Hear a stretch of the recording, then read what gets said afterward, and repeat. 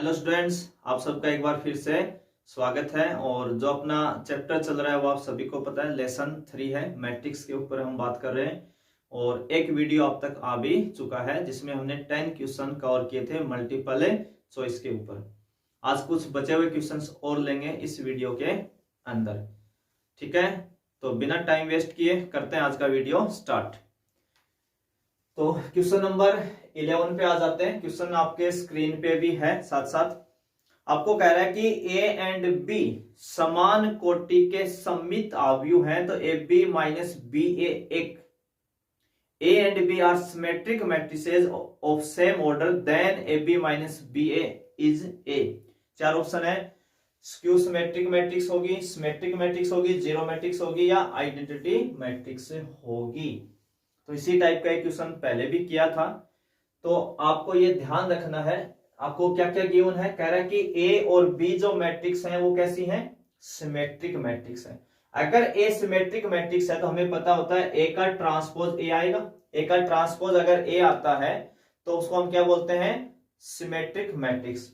B का transpose B आ रहा है, इसका मतलब बी भी कैसी है, सिमेट्रिक मैट्रिक्स है। तो ये तो आपको गिवन है। आपसे पूछ रहे हैं ए बी माइनस बी ए कैसा होगा, तो हम इसका ट्रांसपोज निकाल के चेक करेंगे ना। ए बी माइनस बी ए का हम क्या लेंगे, ट्रांसपोज चेक करेंगे। ए बी माइनस बी ए का क्या करेंगे, ट्रांसपोज चेक करके देखेंगे। तो ट्रांसपोज की एक प्रॉपर्टी होती है ए प्लस माइनस बी। ए प्लस माइनस बी का जो ट्रांसपोज होता है वो क्या होता है, ए का ट्रांसपोज प्लस माइनस बी का ट्रांसपोज। ए प्लस माइनस बी का ट्रांसपोज क्या होता है, ए का ट्रांसपोज प्लस माइनस बी का ट्रांसपोज ये होता है।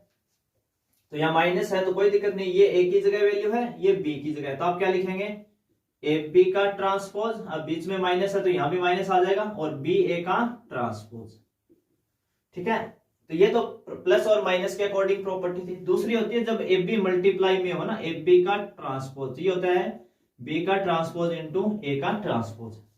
ए बी का ट्रांसपोज क्या होता है, बी का ट्रांसपोज इंटू ए का ट्रांसपोज। तो यानी चेंज कर देना दोनों, ए बी है तो बी आएगा ना, ट्रांसपोज जब करेंगे तो पहले क्या लिखेंगे, बी का ट्रांसपोज इंटू ए का ट्रांसपोज, माइनस बी है तो ए का ट्रांसपोज बी का ट्रांसपोज। अब देखो यहां से ए का जो ट्रांसपोज है वो ए है और बी का ट्रांसपोज क्या है, बी। तो बी के ट्रांसपोज की जगह आप क्या लिखेंगे, बी। ए के ट्रांसपोज की जगह ए, माइनस ए का ट्रांसपोज ए और बी का ट्रांसपोज बी। और इन दोनों से अगर हम माइनस कॉमन ले लें तो इसको क्या लिख सकते हैं, ए बी माइनस बी। किसके बराबर आ गए, तो A B minus B A का ट्रांसपोज क्या है, minus A B minus B A. देखो सेम आया, सेम वैल्यू आई, पर क्या आ गया साथ में, नेगेटिव।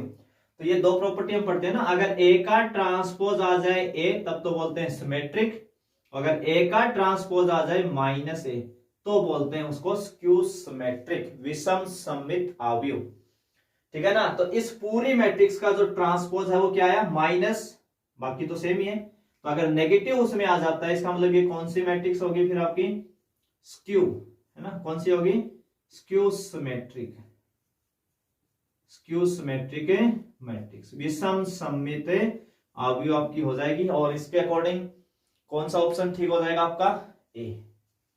कौन सा ऑप्शन ठीक होगा, ए ऑप्शन क्या हो जाएगा यहाँ पे सही हो जाएगा।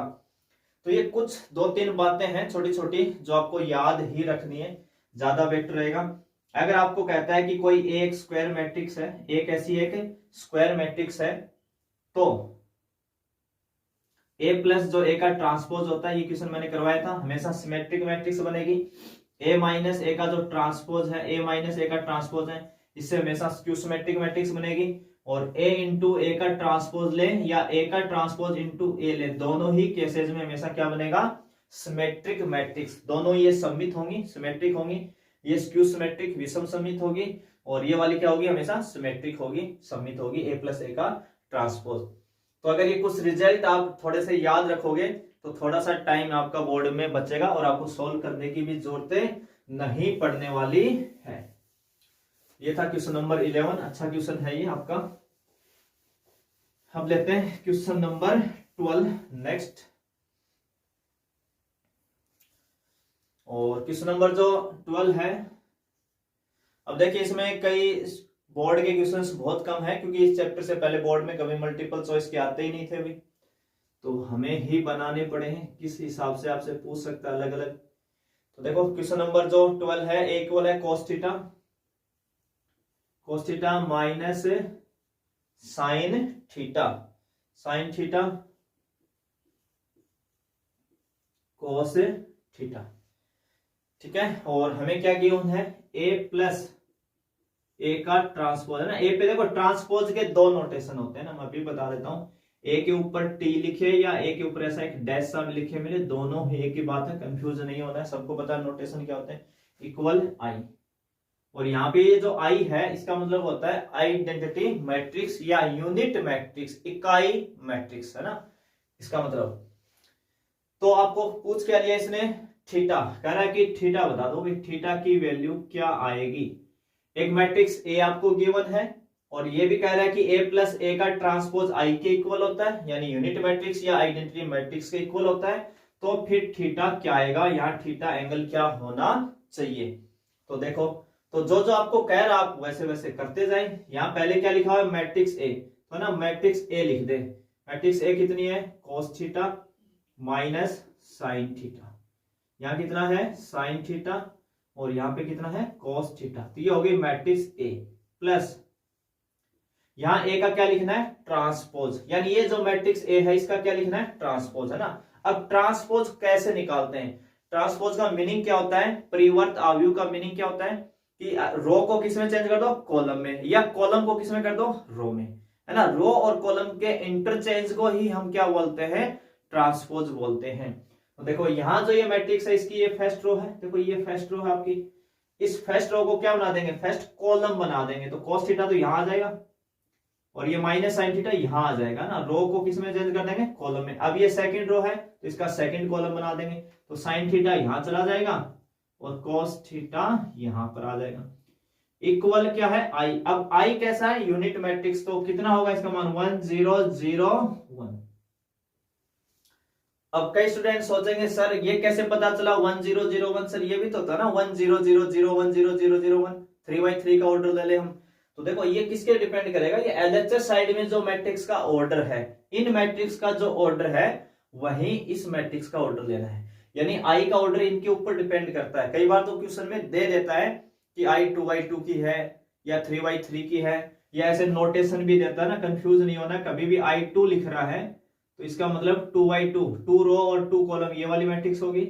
और कभी अगर I3 लिखता है तो 1 0 0 0 1 0 और 0 0 1, ठीक है ना। तो कई बार तो ऐसे लिख देता है और कई बार कुछ नहीं लिखता, तो फिर आपको समझना है कि उसके साथ जो भी मैट्रिक्स आएगी उसका जो ऑर्डर होगा वही आई का ऑर्डर भी होगा। अब करते हैं भाई दोनों को ऐड, तो cos थीटा ऐड होके हो जाएगा 2 cos theta minus sine theta plus sine theta जुड़ते ही क्या हो जाएगा 0, sine theta minus sine theta जुड़ते ही क्या हो जाएगा 0, cos थीटा जुड़ के हो जाएगा 2 cos थीटा इक्वल कितना 1 0 0 1 है। दोनों मैट्रिक्स क्या है, इक्वल। तो आप क्या करेंगे, कंपेयर करेंगे, है ना। यहाँ पे क्या कर लेंगे, कंपेयर कर देंगे, है ना, कंपेयरिंग कर देंगे। जैसे आप कंपेयरिंग करेंगे तो देखो 2 cos थीटा किसके बराबर हो जाएगा 1 के, तो 2 cos थीटा इक्वल कितना हो गया 1, तो cos थीटा इक्वल कितना हो जाएगा 1/2, कितना हो जाएगा 1/2। तो थीटा बराबर आप क्या लिख लेंगे, यहाँ पे थीटा बराबर कितना हो जाएगा ये cos इनवर्स 1/2। अब ये cos की टेबल में 1/2 कहां मिलता है भाई, देखो sin 30 की वैल्यू 1/2 होती है तो cos 60 की होती है फिर, और 60 को अगर हम बोले तो पाई कितना बोलेंगे भाई 3, कितना बोलेंगे पाई/3, यानी 60 डिग्री को क्या बोलेंगे पाई/3। तो इसके अकॉर्डिंग कौन सा ऑप्शन ठीक हो जाएगा आपका, बी ऑप्शन हो जाएगा यहाँ पे ठीक, ठीक है। कौन सा ऑप्शन ठीक हो जाएगा, बी। तो अच्छा क्वेश्चन है भाई ये भी आपका, आप खुद देख लेंगे वैरायटी किस किस क्वेश्चन को कैसे कैसे पूछ सकता है, वो सारा डिस्कशन हम करने वाले हैं। हर चैप्टर की एक छोटी छोटी बात भी आपकी यहाँ रिवाइज हो जाएगी, क्वेश्चन ही नहीं हो रहे बल्कि आपका एक अच्छा रिवीजन भी हो रहा है। हर मेथड, हर फॉर्मूला, हर टाइप रिवाइज हो रही है साथ साथ, तो बहुत ज्यादा बेनिफिट मिलेगा आपको इस सीरीज का। क्वेश्चन नंबर जो 13 है, ये सीधा सीधा स्टेटमेंट याद ही रखना आपको, एक डेफिनेशन है, आपकी बुक का ही क्वेश्चन है।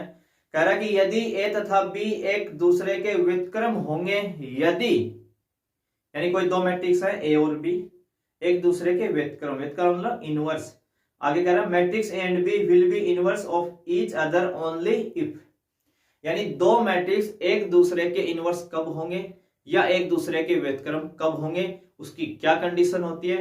तो सीधा सीधा एक स्टेटमेंट आपको याद रखना है कि ए बी बराबर आ जाए बी ए और बराबर क्या आ जाए आई, है ना। ए बी बराबर बी ए बराबर क्या हो, आई। आपकी बुक की डेफिनेशन है, जहां इनवर्स मैट्रिक्स की डेफिनेशन है उसमें बात लिखी हुई है। ए बी इक्वल बी ए बराबर क्या हो, आई। तब हम बी को क्या बोलते हैं, ए का इनवर्स। ये पढ़ा होगा ना आपने, ए इंटू ए इनवर्स इक्वल आई, है ना। तो बी किसके बराबर हो जाता है, बी की वैल्यू किसके बराबर हो जाती है, ए इनवर्स के। तो बी मैट्रिक्स को ए का इनवर्स मैट्रिक्स बोलते हैं। तो ये स्टेटमेंट आपको सीधा सीधा क्या होना चाहिए, बस याद होना चाहिए। ए बी बराबर बी ए बराबर आई। तो चारों ऑप्शन में इसके अकॉर्डिंग कौन सा ऑप्शन ठीक हो जाएगा, डी।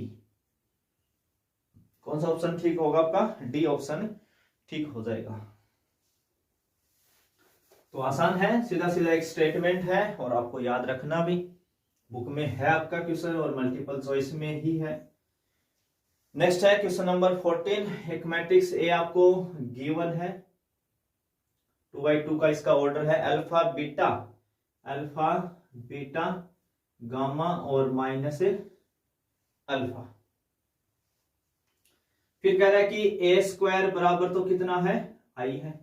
ए स्क्वायर बराबर कितना है, आई। ठीक है, एक matrix A they the, A square बराबर आई है। तो चार ऑप्शंस हैं, कौन सा ठीक होगा।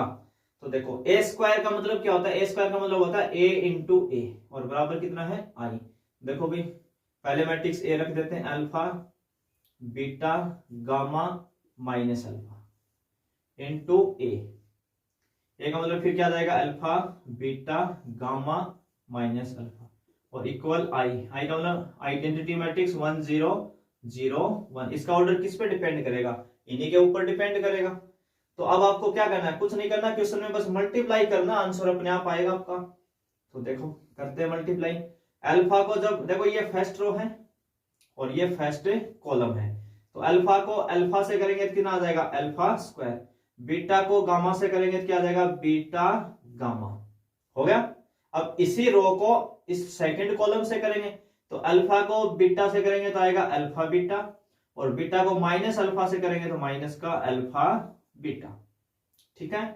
अब इस गामा को, अब सेकंड रो का नंबर आएगा फर्स्ट कॉलम से, तो गामा को अल्फा से करोगे तो क्या लिखोगे, अल्फा गामा, और माइनस अल्फा को गामा से करोगे तो माइनस अल्फा गामा। ऐसे अब इसको इससे करोगे तो अल्फा को गामा को बीटा से करोगे तो बीटा गामा बोल सकते हो, और माइनस अल्फा को माइनस अल्फा से तो प्लस अल्फा स्क्वायर इक्वल 1 0 0 और 1।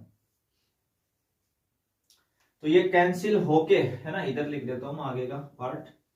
अल्फा स्क्वायर, यहाँ क्या बचा आपके पास, alpha square plus beta gamma.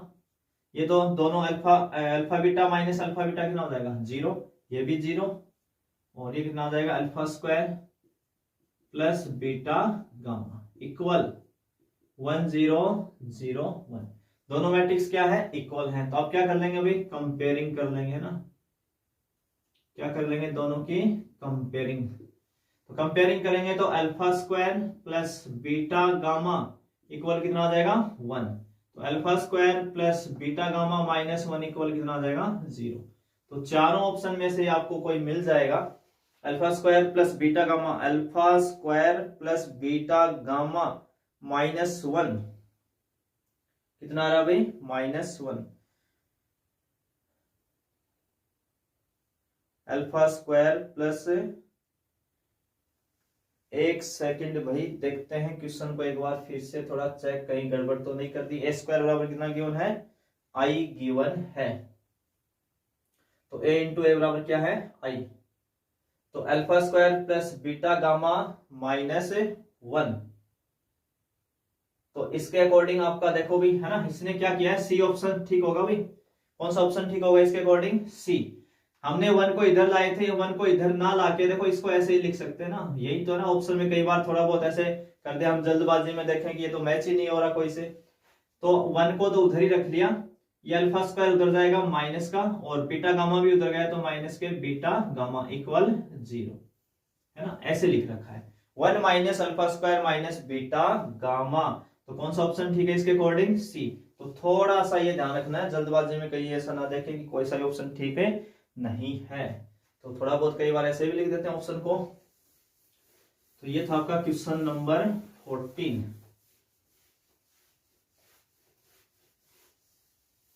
Next question number लेंगे 15। ठीक है भाई, क्वेश्चन नंबर आपका 15 है। क्वेश्चन नंबर 15, यदि एक सममित आव्यूह तथा विषम सममित आव्यूह दोनों ही हैं तो if the matrix A is both symmetric and skew symmetric then, आपको कह रहा है कि कोई मैट्रिक्स ए है, वो सिमेट्रिक भी है सममित भी, और स्क्यू सिमेट्रिक है यानी विषम सममित भी, तो फिर वो मैट्रिक्स खुद कैसी है? तो एक तो सीधा आप याद रख लेना, ऐसे केस में हमेशा क्या होगी मैट्रिक्स? जीरो मैट्रिक्स होगी। क्या होगी? जीरो। अगर आपको कहे कि कोई मैट्रिक्स ऐसी है जो सममित भी है और विषम सममित भी है, यानी सिमेट्रिक एंड स्क्यू सिमेट्रिक दोनों टाइप की है, तो आप बता देंगे आंसर क्या आएगा हमेशा? Zero matrix. तो सीधा सीधा याद रख सकते हैं। दूसरा देखो स्टेटमेंट क्या गिवन है आपको, कोई मैट्रिक्स ए है, अगर वो सिमेट्रिक है तो ए का ट्रांसपोज किसके बराबर आ जाएगा? ठीक है। दूसरा ये जो मैट्रिक्स है कैसी है? विषम सममित भी है, स्क्यू सिमेट्रिक भी है, तब किसके बराबर आ जाएगा? माइनस ए। तो दोनों मैट्रिक्स इक्वल हैं, तो मैट्रिक्स ए इक्वल कितना हो जाएगा? माइनस ए। ये माइनस ए इधर आएगा तो कितना आ जाएगा? 2 है ना। इक्वेशन फर्स्ट और सेकंड है ना, दोनों को बराबर रखवा दिया अभी, दोनों का ट्रांसपोज के बराबर ए और माइनस ए, इधर आएगा तो 2 इक्वल क्या होता? Zero matrix. तो 2 का डिवाइड करेंगे तब भी क्या रहेगा? जीरो। तो यानी जो मैट्रिक्स ए है वो कैसी आएगी आपकी? जीरो मैट्रिक्स आने वाली है। तो अगर कभी कहे कि कोई मैट्रिक्स है जो सिमेट्रिक और स्क्यू सिमेट्रिक मैट्रिक्स है, तो हमेशा कैसी होगी भाई? जीरो मैट्रिक्स से होगी। यहाँ पे है ना दोनों को इक्वल रखवाया, एक का ट्रांसपोज एक बराबर भी है, एक का ट्रांसपोज माइनस ए भी है, इसका मतलब ये बराबर क्या है? माइनस ए है ना, इक्वेशन फर्स्ट एंड सेकंड से। तो ज्यादा बेटर है, आप सीधा याद रखें तो और भी अच्छा है। क्वेश्चन नंबर 16, और ये मल्टीपल चॉइस का लास्ट क्वेश्चन है भाई आपका, ठीक है ना। तो एक तो इसमें क्या गिवन है आपको? ए स्क्वायर इक्वल कितना है? ए है। एक तो ए स्क्वायर बराबर क्या है? ए है। एक तो ये बात गिवन है। फिर हमसे पूछ क्या लिया अभी इसने? आई प्लस ए है ना, आई प्लस ए की होल क्यूब माइनस 7a है ना, इसका मान पूछ लिया अभी। बताओ इसकी वैल्यू क्या आएगी? आई प्लस ए की whole cube minus 7a equal कितना आएगा? 4 ऑप्शन आपके सामने है, तो इसको सोल्व करना है। देखो सोल्व करना है ना, हमसे तो ये मान पूछा है, इसका क्या आएगा? तो देखो सोल्व करना है तो इसकी होल क्यूब खोल दो, है ना। ए प्लस बी का होल क्यूब क्या होता है? फॉर्मूला ए प्लस बी के होल क्यूब का फॉर्मूला क्या होता है? ए की cube plus 3a square into B plus 3ab square plus B की क्यूब।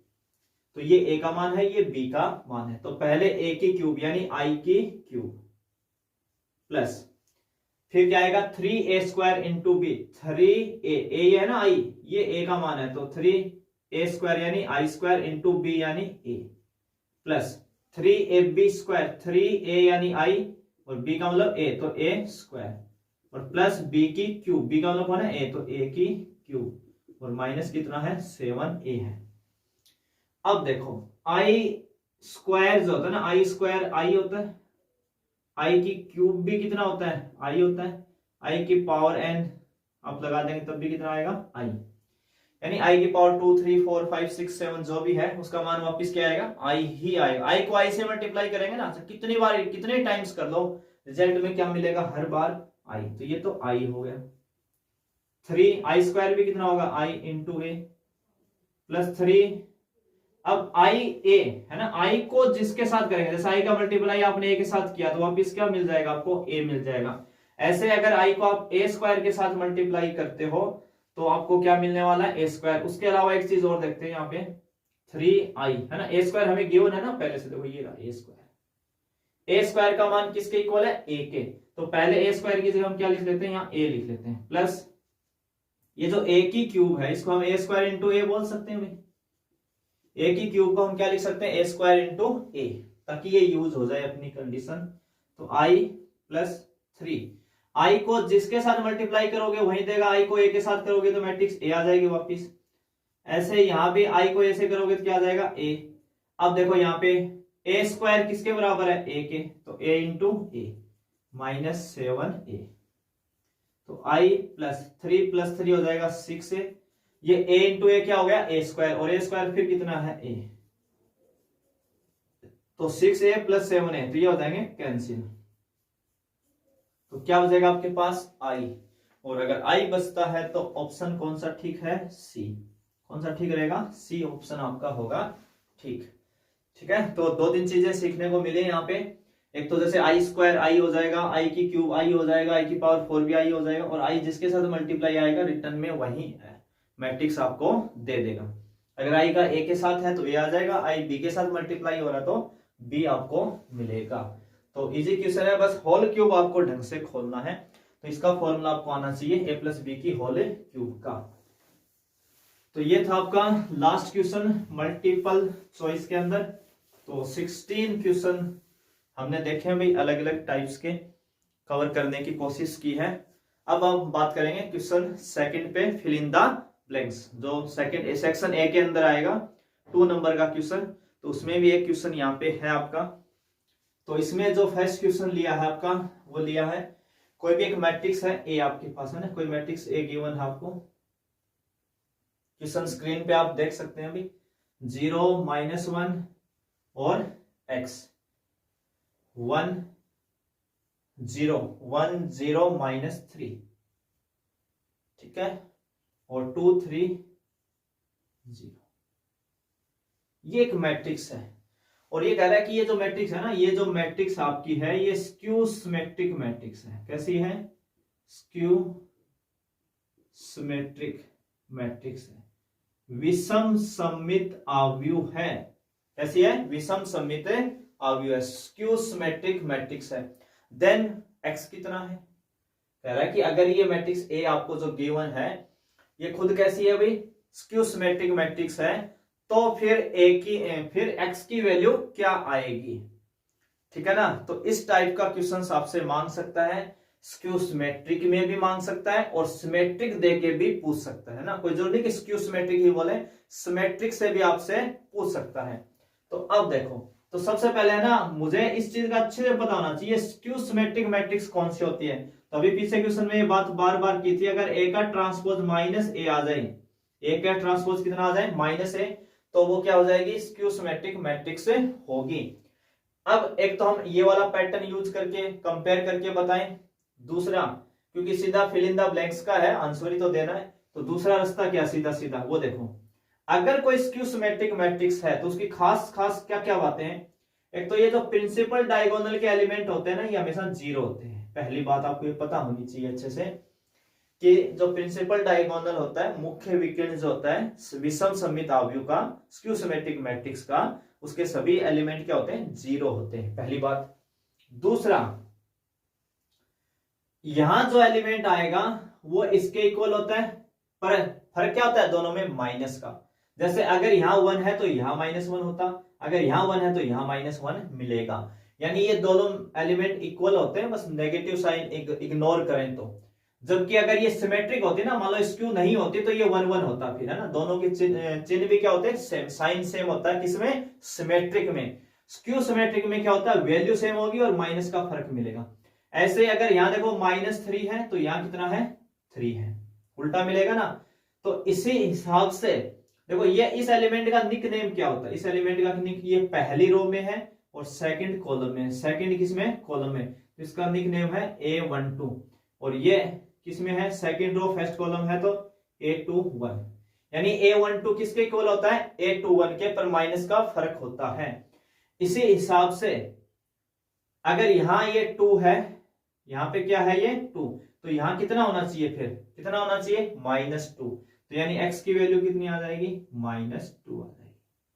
है ना। अगर यहाँ देखो यहाँ 3 है तो यहाँ -3 होगा, यहाँ 1 है तो यहाँ -1 होगा। तो अगर यहाँ ये 2 है तो यहाँ क्या हो जाना चाहिए था, ये -2 होना चाहिए था। तो यानी x कितना आएगा फिर यहाँ पे -2 आएगा। ठीक है, तो x की वैल्यू कितनी आ जाएगी, -2। तो समझ में आ गया ना। स्क्यू सिमेट्रिक के तो प्रिंसिपल डायगोनल के एलिमेंट 0 होते हैं। ये एलिमेंट इसके इक्वल होता है, नेगेटिव का फर्क होगा। ये एलिमेंट इसके इक्वल, नेगेटिव का फर्क होता है। और ये एलिमेंट इसके इक्वल, है ना। ये पास पास वाले, ये दूर दूर वाले, ये पास पास वाले ना, ये इक्वल होते हैं। ये आपको ध्यान में रखना है, तो अच्छे से पता होना चाहिए। या इसको है ना ऐसे आप ऐसे नाम से भी बोल सकते। इसका नाम क्या था, A13, है ना, A13। तो ये किसके इक्वल होगा, A31 के। और माइनस का क्या आएगा, यहाँ पे फर्क आएगा। तो A13 की वैल्यू कितनी है, x है। और A31 ये है 2। तो x बराबर कितना आ गया, -2 आ गया। ऐसे भी बता सकते हैं। तो ये आपका फर्स्ट क्वेश्चन है फिल इन द ब्लैंक्स का। और अच्छा क्वेश्चन है भाई। स्क्यू सिमेट्रिक पे आपको नजर रखनी है, आपसे पूछ सकता है क्वेश्चन। क्वेश्चन नंबर 2 देखो, 2 1 3 है ना, 2 1 3 एक मैट्रिक्स है। इनटू में इसके एक मैट्रिक्स है 1 0 2 1 0 2 0 2 1 0 2 1 0 2 1 और 2 0 3 इक्वल इनटू में, है ना, इनटू में एक मैट्रिक्स और है भाई 1 4 1 1 4 1 और इक्वल है ए। ठीक है भाई, आपकी बुक में ऐसे क्वेश्चंस हैं, पर देखो पूछा क्या है, इंपॉर्टेंट बात है ना। इसी चीज को आपसे जो बुक में पूछ रहा है वो तो पूछा ही नहीं है। आपको कह रहा है कि ए का ना भैया ऑर्डर बता दो। ए का क्या बता दो, ऑर्डर, है ना। ए का क्रम क्या आएगा, है ना, ए का ऑर्डर क्या आएगा। जब आप इन तीनों मैट्रिक्स का मल्टीप्लाई करोगे तो इस ए का क्या ऑर्डर आएगा, ये आपसे पूछ लिया। बाकी तो हमसे यहाँ क्या देता था, जीरो मैट्रिक्स। यहाँ पे कभी एक्स लिख देगा, कुछ लिख देगा, उसकी वैल्यू पूछ लेता था। तो वो तो पूछा नहीं, हमसे क्या पूछ लिया, इसका ऑर्डर। तो बिल्कुल आसान है क्वेश्चन, ऐसी कोई बात नहीं है। अब कई स्टूडेंट क्या करेंगे, इसमें इन तीनों का मल्टीप्लाई करके लाएंगे और कई मल्टीप्लाई में कर देते हैं गड़बड़ वहीं पे। ठीक है ना, बहुत सारों से हो जाती है। कई बार ये लगता है मल्टीप्लाई तो आती है मेरे को और वही नहीं होती है ना। ये बात पता है मेरे वाले स्टूडेंट को, क्लास वालों को। ठीक है ना, जाके वही गड़बड़ कर देते हैं मल्टीप्लाई के अंदर ही। तो इनका मल्टीप्लाई हमें करना ही नहीं है भाई। मैट्रिक्स ए का ऑर्डर मांगा है ना, तो हम क्यों मल्टीप्लाई करके इतना टाइम खराब करने वाले हैं। टाइम कैसे बचाना वो भी देखो। पहले ये मैट्रिक्स है, ठीक है, इस मैट्रिक्स का ऑर्डर बताओ कितना है। तो ऐसे देखो, ऐसे रो काउंट करते हैं ना, ऐसे रो और ऐसे कॉलम। तो इसमें तो एक ही रो है, तो रो कितनी है 1 इंटू ये फर्स्ट कॉलम, ये सेकंड और ये थर्ड, तो इसका ऑर्डर है 1/3। ऐसे इस मैट्रिक्स का ऑर्डर देखते हैं, तो एक रो 2 और 3, ऐसे कॉलम भी कितने 3, तो इसका ऑर्डर है 3/3। इसमें 1 2 3 रो है और एक कितना है कॉलम है। तो आप मान लो पहले इन दोनों मैट्रिक्स का मल्टीप्लाई करना चाह रहे हो, तो देखो बीच वाले एलिमेंट इक्वल है ना, ये एलिमेंट इक्वल है, तो मतलब ऑर्डर मल्टीप्लाई हो सकता है। और जब आप इन दोनों का मल्टीप्लाई करेंगे तो मैंने बताया था ना क्वेश्चन में, लास्ट वाली जो वैल्यू होती है ना, ये ऑर्डर आएगा। तो 1 इंटू 3 आएगा इनका मल्टीप्लाई। इन दोनों मैट्रिक्स का मल्टीप्लाई का ऑर्डर क्या आएगा 1 इंटू 3, और ये कितनी है 3 इंटू 1 है। तो देखो फिर मल्टीप्लाई पॉसिबल होगी इनकी। तो इनका दोनों का मल्टीप्लाई का ऑर्डर कितना आएगा 1 इंटू 1। तो जो मैट्रिक्स ए है, मैट्रिक्स जो ए है उसका जो ऑर्डर होगा वो कितना होगा 1 इंटू 1 होगा। एक ही रो होगी और एक ही कॉलम होगा। ठीक है ना, तो ऐसी चीज भी आपसे पूछ सकता है कि भाई इसका ऑर्डर ही बता दो कितना आने वाला है। तो हमको इनका मल्टीप्लाई चेक नहीं करना भाई, बस ऑर्डर लिखो और देख लो क्या आएगा। तो मल्टीप्लाई वाला रूल आपको आना चाहिए। मैंने पहले कहा था ये मल्टीप्लाई बहुत इंपॉर्टेंट है इस पूरे ही चैप्टर के अंदर। क्वेश्चन नंबर 3 भाई, मैट्रिक्स जो ए है और ये 2022 में है ना, 2022 में आया हुआ है। मैट्रिक्स जो ए है वो है 1 3 -2 5, 1 है यहाँ पे 3, यहाँ पे -2 और यहाँ पे 5 है ना। और एक मैट्रिक्स बी भी गिवन है इसके साथ 2 4 2 4 और 3 2 2 4 3 2 है ना, ये मैट्रिक्स बी है। ए और बी दो मैट्रिक्स में पूछा क्या है, ए माइनस बी बता दो बोर्ड में, है ना। और फिल इन द ब्लैंक्स में पूछा था भाई, किसमें पूछा था, फिल इन द ब्लैंक्स में पूछा लास्ट ईयर, है ना। दो मैट्रिक्स दे दी, ए माइनस बी पूछ लिया, तो बताओ क्या घटाना नहीं आता अपने को, बिल्कुल आता भाई। पहले मैट्रिक्स ए लिखेंगे 1 3 माइनस 2 5 माइनस यहाँ क्या आ जाएगी बी मैट्रिक्स 2 4 3 और 2। अब दोनों को माइनस करना, देखो यहाँ 1 है और इस नेगेटिव से ना, ये जो कभी भी यहाँ नेगेटिव आता है तो इन सब के साइन चेंज हो जाएंगे, तो अंदर वाला ये -2 पढ़ेंगे, इसको -4 पढ़ेंगे, -3 और -2। तो 1 में से 2 को माइनस करेंगे तो कितना हो जाएगा -1, ऐसे 3 में से 4 करेंगे तो -1 -2 और ये -3 दोनों ऐड हो जाएंगे -5 और 5 में से 2 गए तो 3। ये आपका मान आ जाएगा a माइनस बी का। कुछ नहीं है, सिंपल सा क्वेश्चन है, दो मैट्रिक्स गिवन है और आपको दोनों का क्या कर देना था, बस माइनस कर देना था। ये था आपका क्वेश्चन नंबर 3। इसी में क्वेश्चन नंबर 4, क्वेश्चन नंबर 4 देखते हैं भाई। और ये बोर्ड में बिल्कुल 2012 बोर्ड में आया हुआ अभी, 2012 के अंदर एक मैट्रिक्स ए आपके पास है जिसके एलिमेंट है 2 1 3 2 2 1 3 2 और -1 1। एक मैट्रिक्स ये है और एक मैट्रिक्स ये है बी 1 0 1 1 0 1 और -1 2 1, है ना, -1 2 1। क्या पूछ लिया था, ए बी बता दो, है ना। क्या मांग रहा है, बस ए बी। तो देखो मल्टीप्लाई बार बार पूछे हुए हैं और आपको मल्टीप्लाई जरूर ढंग से सीखना है। तो ए और बी का क्या मांगा हमसे, बस मल्टीप्लाई मांगा है।